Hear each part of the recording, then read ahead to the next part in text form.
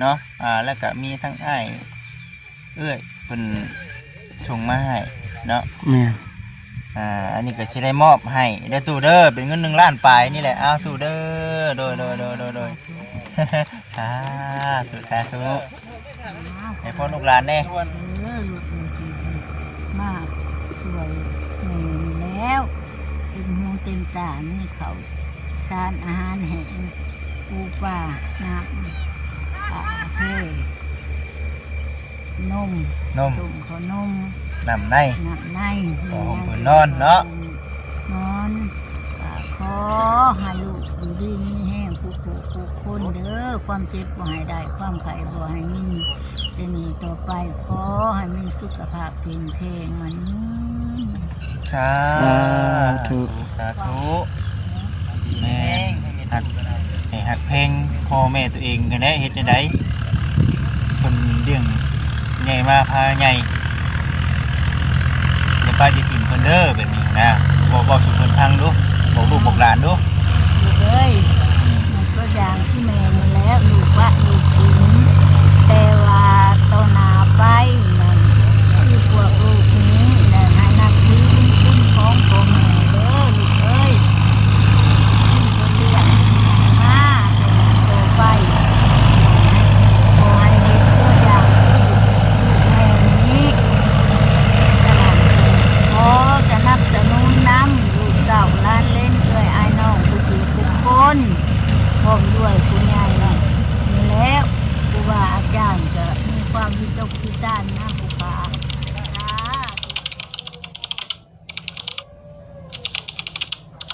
ทำไปจับกล่องเลยนี่สิแนะนำทางไปตู้แล้วนี่อันนี้เป็นหมอนเก่าสิได้ป้าเลยไปจากแรกนี่แม่นบ่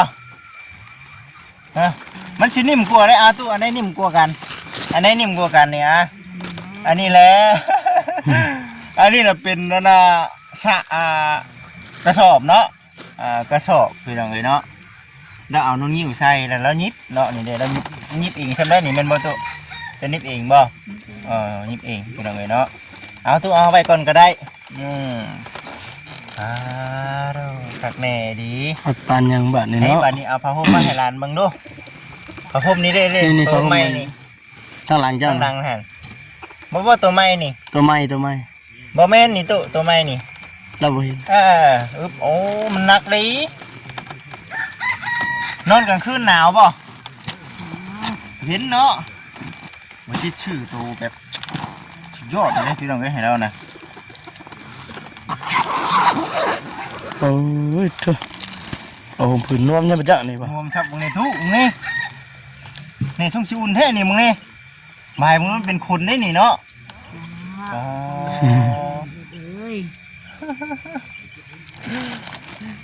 อาไว้ก่อนใช่เอาออกมาหน่อยมีหัวอันบอลเสียไว้ได้เลยเนาะตัวเนาะโอ้อยากอ้างแล้วนี่แล้วบอลเสียว่ามันคักพี่น้องเลยทึบผ้าห่มผืนนอนผมเป็น3 เซนโอ้ย2 เซนหาคนได้ตัวนี้ผ้าห่มนี่นะเพลง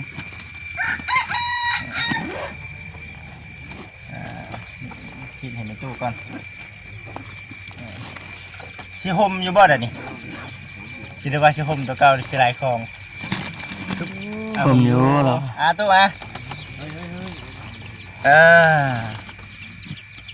คักแน่เนาะเต็มเลยเนาะเต็มเลยบ้านในหมดมาเล่งสินอนจังไดบ้านนี่สินอนจังนี้บ้านนี่มาสินอนอยู่นี่บ่นอนเชิงกันทางขึ้นบันไดได้เนาะเสียงยังบ่ความเห็นยังบ่มึงย่านอยู่บ่มันหลายได้นี่เนาะมันหลายนี่เราย่านได้บ่นี่บัดนี้น่ะบ่ขออนุญาตนำเด้อพี่น้องเด้อเนาะส่วนในเรื่องคุมอยู่คุมกินน่ะตัวนี้ยังอยู่คำว่าพ่อแม่พี่น้อง FC อยากช่วยน่ะเป็นสมทบเรื่องเรื่องชาติแม่เพราะว่าเป็นจังได๋มื้อนี้น่ะสิมาแจ้งโอ้ยบ่พอว่าหรอกพี่น้องเอ้ยเนาะถือว่ามีผู้ใหญ่ใจบุญเนาะทางบ่แสนเพิ่นตอนนี้เพิ่นสั่งเช่าได้ อืม ดีใจบ่ ดีใจ น้ำบ่จิตก็มีอีกจำนวนหนึงอยู่จังใดก็สิได้แจ้งให้กับ FC เบิ่งอีกเทื่อรอติดตามรับชมเบิ่งพี่น้องยันว่า เดี๋ยวรอเบิ่งคลิปต่อไปเนาะแต่ว่าเบิ่งเด้อมีผ้าห่มมีหมอน หมอน ดอกไฟโซลาร์เซลล์ ข้าว กับข้าวนี่เป็นห้านอันนั้นเด้อพี่น้องเด้อเนาะห้านขายรถใหญ่ทุกชนิดพี่น้องเอ้ยเนาะซื้อห้านเพิ่นน่ะห้านวันนาภาเนาะอยู่เบิ่งเด้อพี่น้องเด้ออยู่เมืองไซแขวงอุดมไซ แพงลมใส่เพิ่น แขวงอุดมไซเมืองไซเนาะเพิ่นก็เป็นเจ้าภาพเพิ่นน่ะค้าขายรถใหญ่ทุกชนิดเพิ่นฝากเงินมาให้ลูกนี่ซื้อเครื่องของนี่แหละให้แม่ตู้ว่าซั่นเพิ่นก็แม่นซื้อได้ขายมันเรื่องรถลาก็ได้เนาะเดี๋ยวสิขึ้นรูปอันนั้นให้พี่น้องเอ้ยเนาะรูปอาหารเพิ่นให้ เหนื่อย ส่วนต่างๆเนาะพี่น้องเนาะเป็นน้ำเนาะบัดนี้เนาะเป็นน้ำนี่ก็คนละทานได้บ่จิตก็เลยว่าสิจัดแจงให้ภายในคลิปนี้แหละยันว่าเพิ่นอยากเบิ่งอยู่มีหลายทานเด้สาธุส่วนน้ำเนาะส่วนน้ำแล้วก็บ่จิตเองนี่มีเงินอีกจำนวนหนึงสิได้มอบให้แม่ตู้พอได้ซื้อยาหรือว่าให้กระตูไว้ น้ำนี่เป็นมหาเพชรพี่น้องเลยเนาะพระมหาเพชรอยู่ไทยพุ่นแหละอยู่บัดโคกกลางเนาะตำบลนาเวียงเนาะอำเภอเสนานิคมก็แล้วก็จังหวัดอำนาจเจริญเนาะอันนี้คือมหาเพชรเพิ่น อยู่ฝั่งไทยเนาะ ฝั่งไทยนี่เด้เพิ่นผ่าเงินมานี่แทน เบิ่งเก็บไว้ก่อนอยู่ในส่วนหนึ่งแล้วก็มหาเพชรเพิ่นนี่มีน้ำเนาะแล้วก็มีเงินน้ำนี่บ่จิตซื้อไป500 บาทกับเงินให้เพิ่นอีกเนาะ500พอดีสิเอาให้500 บาทเนาะแล้วก็หลังจากว่ามาหาเพชรเพิ่นแล้วก็มีลูกๆหลานๆเนาะเพิ่นฝากเงินมาให้ทางบ่จิตพี่น้องเอ๋ยเนาะเบิ่งก่อนเด้อพี่น้องเด้อเนาะ ก็มีหลายคนในพี่น้องเอ๋ยเนาะแล้วก็มีลูกหลานทางฝั่งไทยเพิ่นก็บ่ประสงค์ออกชื่อออกนามเนาะตัวอันเนี้ย500อีกพี่น้องเอ๋ยเนาะเพิ่นก็ฝากเงินมาให้อีก500รวมกันพอดีเป็น1,000เด้อ1,000 บาทพี่น้องเอ๋ยเนาะมาหากับลูกหลานทางฝั่งไทยเนาะเพิ่นฝากมาให้500เพิ่นก็ติดต่อมาทาง Facebook นั่นแหละโอ้ยบ่จิตเองก็ดีมุกดีใจพี่น้องเอ๋ยเนาะแต่ว่าหลังจากว่าเพิ่นฝากมาแล้วเนาะทางมาหาเพิ่นก็ฝากมาทางลูกหลานทางฝั่งไทยเพิ่นก็ฝากมาฝากคนมาคนละเทื่อเพิ่นก็ได้หักค่าธรรมเนียมมันมานี่ก็ยังเหลืออยู่เท่าไหร่เนาะ1 2 3 4 5 6แสนกับ48,000เด้อปกติก็7แสนพุ่นแหละเนาะมหอดอก7แสนพี่น้องเลยเนาะแต่ว่าอันนี้ก็จะเป็นเงินทางมหาเพชรและก็ลูกหลานทางฝั่งไทยเนาะไปฝากมาให้เด้อหลักไฟพุ่น เก็บเอาก่อนตู้เอ้ยแล้วจังให้พรเพิ่นน้ำดังเก็บเอาไว้ก่อนเด้อเก็บไว้ก่อนยังมีอยู่เด้อตู้เอ้ยแล้วก็ยังมีน้องจิพี่น้องเนาะน้องจิน่ะ2แสนตะกี้ว่าสิซื้อเสื้อแขนยาวมาให้เนาะแต่ว่าเวลาเฮามาน่ะมันจ่อโพดเนาะก็เลยสิเอาเงินมาให้เลยน้องจินี่อยู่ทางอันตะปือพุ่นแหละพี่น้องเอ้ยเนาะ เอาใจอันน่ะน้องๆทั้งFacebook นำมื้อนี้ก็ได้พี่น้องเอ้ยโอ้หลายท่านอยู่น้องจิแน่ทั้งอันตะปือเนาะลูกหลานเนาะอยู่เมืองชนบุรีน้ำแน่200เนาะบ่จิตเองก็เอามาแล้วก็ลูกหลานเนาะน้องดีน้ำอยู่บ้านโคกประวาย เอามาให้บ่จิตเองนี่แหละเนาะก็ถือว่ามีผู้บอกซื้อออกน้ำในกระแมนก็มีคือกันแต่ว่าพอหลังจากว่าซื้อเครื่องซื้อของมาเบิ่แล้วนี่ยังเหลือเงินนี่อยู่400,000เด้อตู่เด้อเป็นเท่าไรบาทนี่หลังจากว่า400,000 ใส่กับ600,000 1 2 3 4 5 6 7 8 9 10โอ้1 ล้านปลายคนตู่ดีใจบ่ ดีใจ ล้านปลายคนไหนเนาะ แม่น คลิปไว้เด้อตู่เด้อคลิปไว้ให้ดี ติดโตแปลงใดก็ได้ โตอันนี้น่ะ เป็นเงินลูกหลานทาง Facebook เนาะน้องๆน้ำแน่เนาะแล้วก็มีทั้งอ้ายเอ้ยเป็นส่งมาให้เนาะ แม่น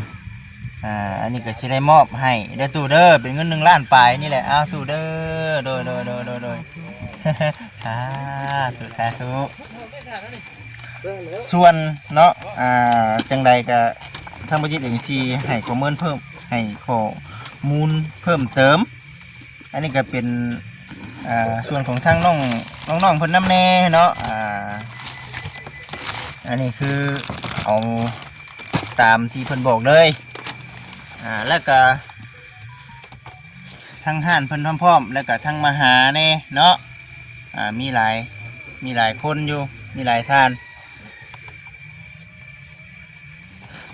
เป็นนี่ได้แม่ตู้ ดีใจบ่ ดีใจบ่เคยพ่อบ่เคยเจอจักเทื่ออะไรแบบนี้เนาะ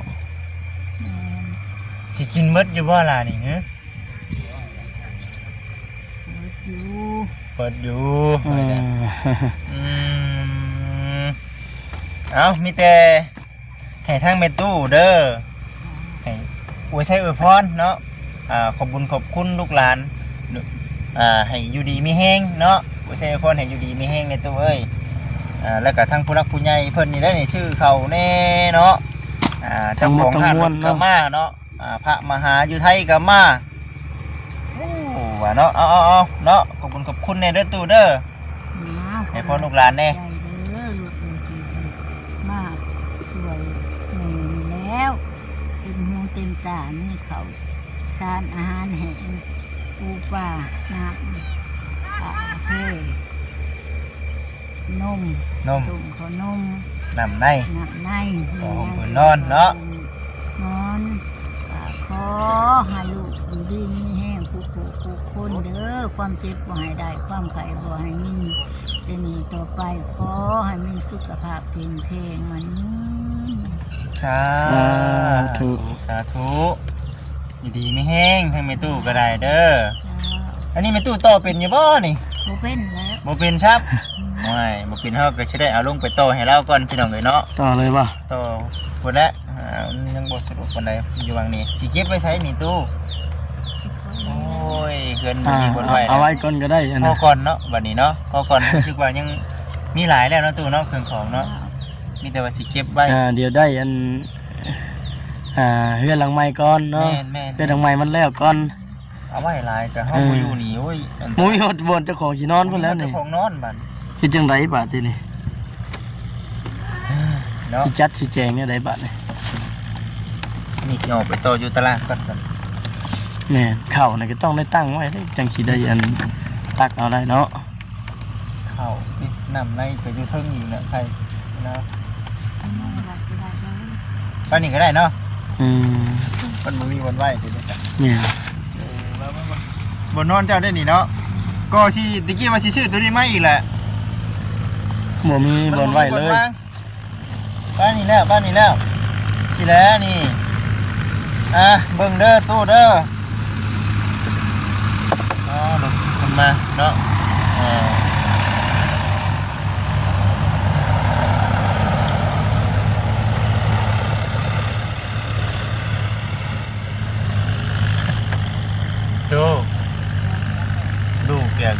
เว้าเรื่องหนึงให้ฟังเนาะแม่ตู้นี่ฝากบอกลูกหลานที่กำลังเบิ่งอยู่ทั่วทุกประเทศในการเฮ็ดคนดีกับพ่อกับแม่บอกเพิ่น ทำไมว่าไม่ได้หาความนะ แม่นฮักให้ฮักเพลงพ่อแม่ตัวเองกันได้เฮ็ดจังได๋เพิ่นเลี้ยงใหญ่มาพาใหญ่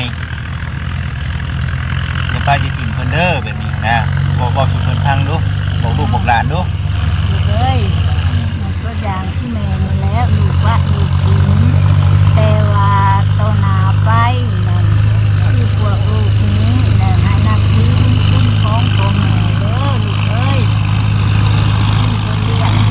มาแต่ละโตไปขอให้เห็นตัวอย่างที่ลูกแม่นี้ฉลาดขอสนับสนุนนำลูกเต่าล้านเล่นด้วยไอ้น้องทุกทีทุกคนพร้อมด้วยผู้ใหญ่นี่แล้วครูบาอาจารย์ก็มีความวิตกวิจารณ์นะผู้ขาสาธุขอให้สุขภาพแข็งแรงวันนี้เด้อ แล้วถึงแล้ว รถแน่ได้พี่น้องเนาะมีรถ น้อย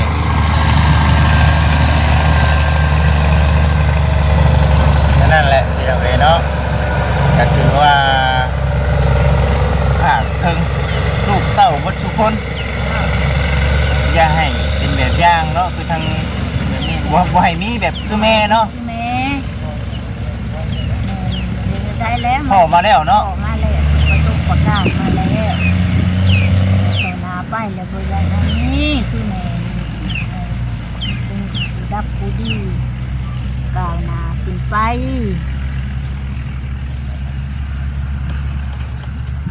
ว่าบ่เป็นก็นั่นแหละลูกเอ้ย แล้วแม่สิอยู่ได้บ่นี่คนเดียวนี่ตลอดไปอยู่ได้บ่ชาวบ้านเบิ่งอยู่เนาะ ก็ได้ก็ครอบครัวเดียวบ่เป็นเป็นยังที่ลูก ขอได้ไหมมึงลงเลย ไปสั้นเดี๋ยวลูกชีไปที่ตั้งนี่ก่อนเดี๋ยวชีได้ลงไปก่อนไปน้องเลยเนาะเอ้าสบายดีลูกหลานเด้อเอาสบายดีอยู่ดีมีแห้งอยู่ดีมีแห้งอ๋อ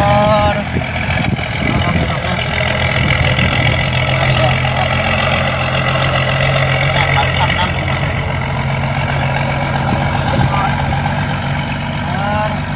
เอาไปประกอบพุ่นบ่ เอาเบิ่งก่อนเป็นไหม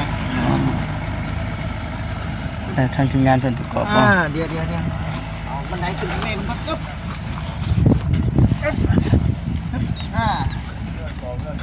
ได้เนาะดูเนาะมาสั่งพี่น้องเลยกะชีนั่น น้ำในแล้วก็ป้าไว้ลุมก่อนเนาะพี่น้องเนาะประมาณ10 คนขึ้นเทิงหมดย่านมัน ฮักมันเพกระตอบเราห่วยน้ำต้องตัวใดแพ็คนักเลยพี่น้องเอ้ยอู้อันนี้บ่คำติงเบิ่งเครื่องของเถื่อเราอันหามานี่แม่นเอาไว้นี่เบิดพี่น้องนะเป็นแบบอันนี้มันยังอันใบอ้อย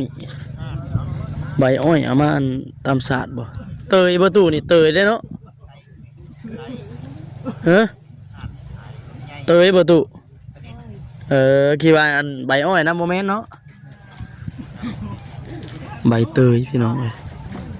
เอามาไว้ตามศาสตร์บ่เตือนว่าเอามาไผ่หญ้าเนาะหญ้าเพิ่นก็มี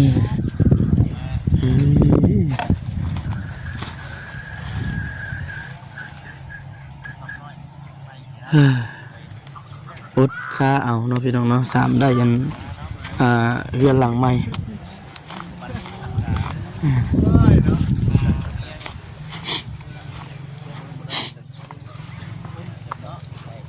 เปิดเถอะคักแน่ดีบัดเนี่ยน้ำในเพิ่นกระปูจนกุ้งเป็นกันเลยเนาะพอดีบ่เข้ากำลังเบิดพอดีเลยข้าวกินเจ้านะพอดีได้สอบใหม่เข้ามา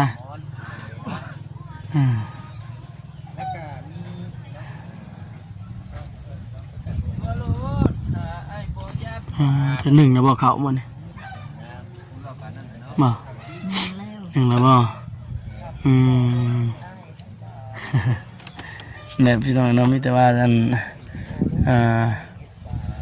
เจ้าหน่อยทางบ่จิตเป็นบ่สิมาต่อแผงโซลาร์เซลล์ให้ดอกไฟรอมึงเลยกลางคืนหุงแจ้งครับปัญญังบัดนี้ตะเกียงคือสิบ่ได้ใช้แล้วไปจะไปนอนเนาะ มีแต่ว่าคลิปนี้ก็สิจบก่อนเมื่อหน้าเมื่อไหร่พุ่นแหละสิเข้ามาตามไทยไปพี่น้องเนาะคลิปนี้ก็จบคลิปก่อนสบายดี